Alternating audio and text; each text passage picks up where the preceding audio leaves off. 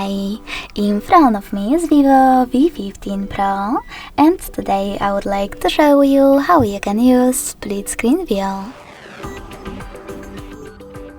First of all, select one of your apps that you wish to use in this view, like Chrome. Then access it in the background. In order to do that, you can click on this button with 3 lines if you are using Tricky's navigation. Then click on this button at the top right corner.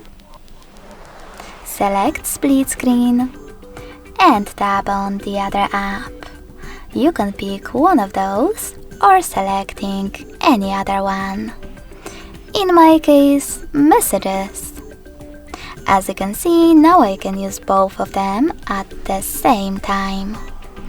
If you wish to go back from this mode, drag one of your apps all the way up or all the way down and click on Home button. Thanks so much for watching. If you enjoyed this video, don't forget to leave a like, comment and subscribe. Bye!